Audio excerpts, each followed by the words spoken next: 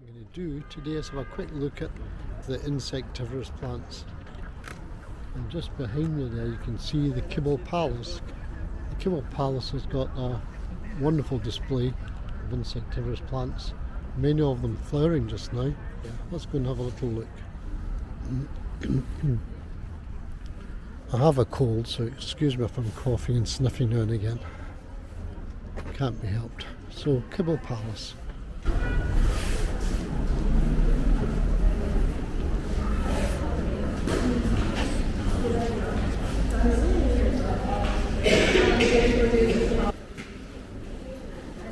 There's so many interesting plants in here, and interesting houses of different groups of plants. It's difficult to do them all justice in a one-er, so I'll just do this one today. We'll have a look at the others another time. So this is the Insectivorous House. What immediately strikes you is how wet everything is. It's quite warm in here, but everything's very, very damp. Sphagnum moss, water dripping all over the place. This has all been kept deliberately very humid. So we've got some pitcher plants here, which are not looking too good, but there's other ones in here which are better. Insects climb up onto the edge, which is a bit waxy and slippy, and fall in and drown inside.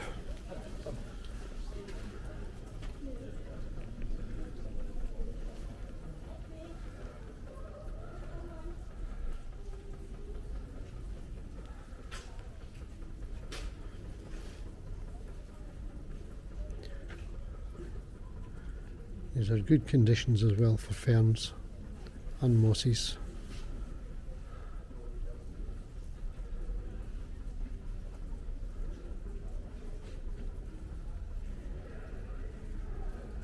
Some of these are bizarre, aren't they? Like that one.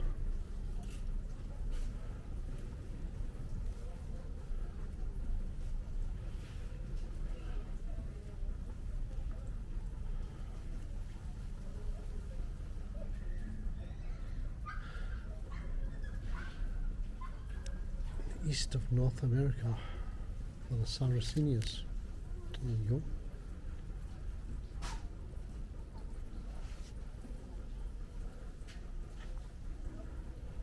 These could be mistaken for daffodils, couldn't they? Just the flowers of these.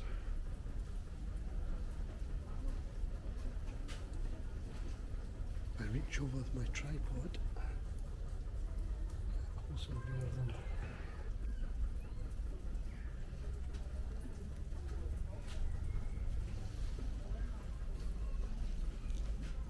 Don't know how close we can get.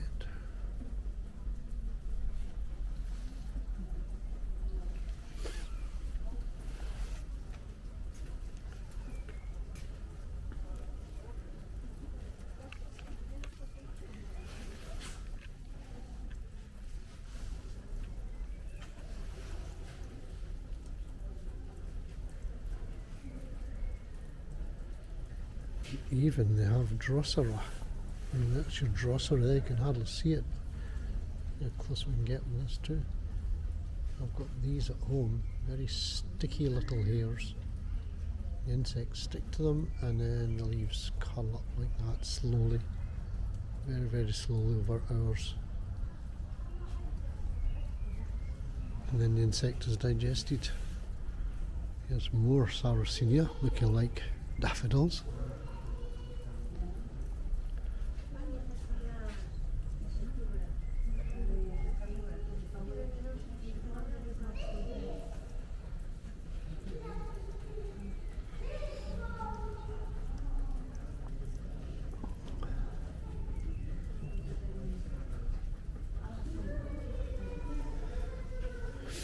And there's one here, it's almost unnoticed. See this one here?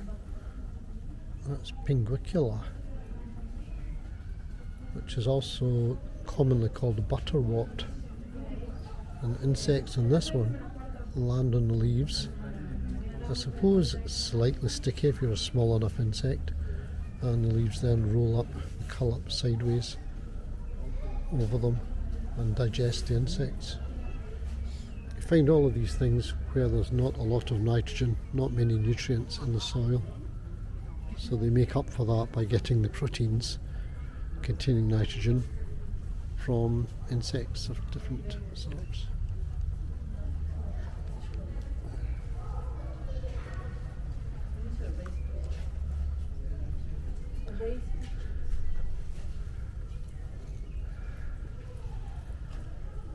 Quite cynical of them to attract the insects to pollinate them. I'm assuming it's insects that pollinate them because they're brightly coloured. They are gorgeous things, and they're unripe these, aren't they? Look at that one, just about ready to open to make the trap.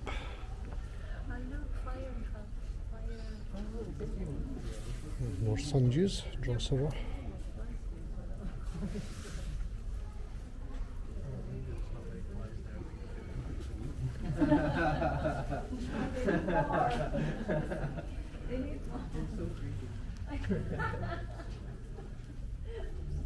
But they have their mouth open.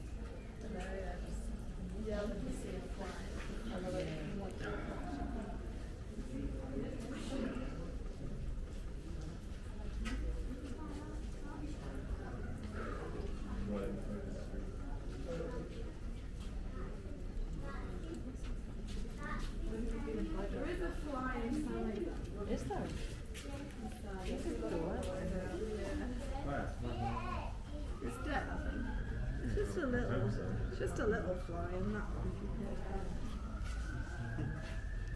Yeah, good spot. Is there?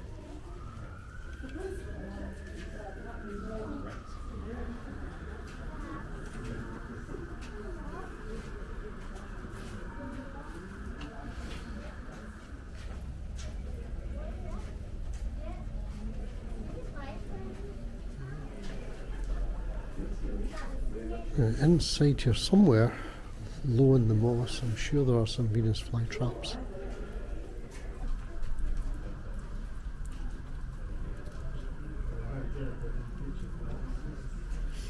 These Drosera are great, the size of that, multiple traps all in the one.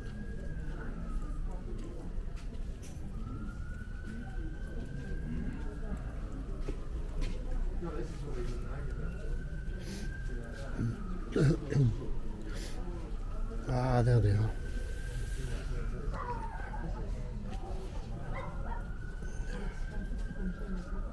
Dionia muscipula, a big mouth. Well, I've seen bigger, but let's have a look at them. There we are.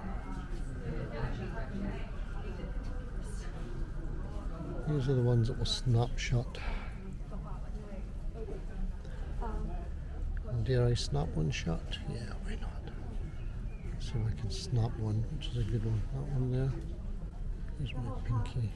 There it is. So if I touch that once, and just missed me. It missed me. Sarracenia flowers about to open.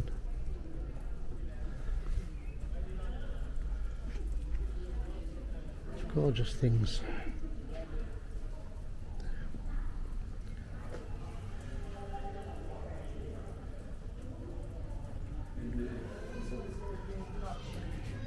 Anyhow, that's enough from here. I think we've seen most of the types. Mainly Sarracenia, lots of Sarracenia around. Sundews. We've seen Drosera, which are the sundews, sorry, Drosera. And the Venus flytrap, Dionia muscipula. A little bit of information about those ones if you're interested. I'm sure you'll find lots of information online about all of these things.